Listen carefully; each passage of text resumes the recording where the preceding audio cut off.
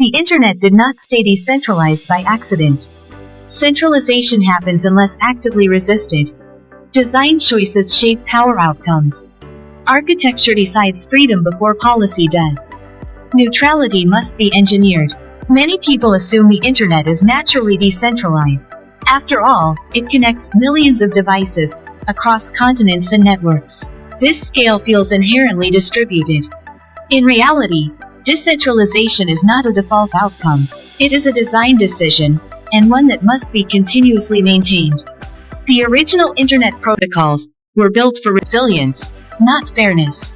They prioritized connectivity and fault tolerance over equal power distribution. This allowed the network to survive failures, but it did not prevent concentration.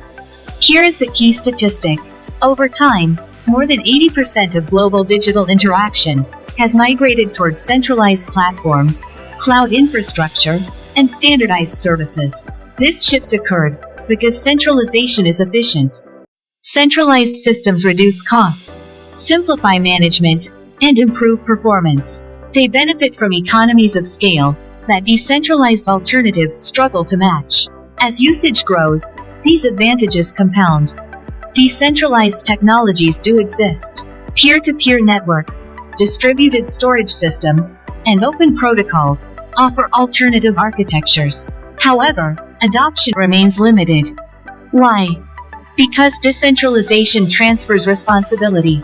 Users must manage identity, security, and reliability themselves.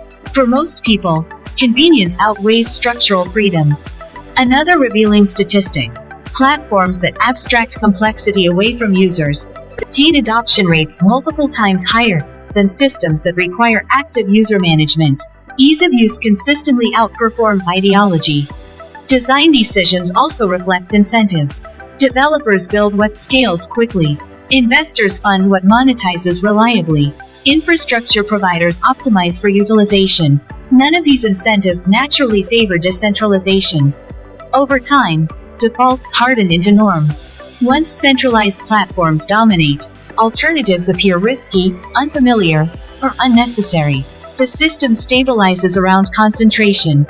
Importantly, this does not make decentralization impossible. It makes it intentional. Protocols, incentives, and interfaces must be designed to support it.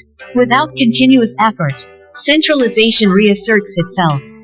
From a neutrality perspective, this is decisive. Freedom online is not guaranteed by connection alone. It depends on architecture, governance, and sustained design choices.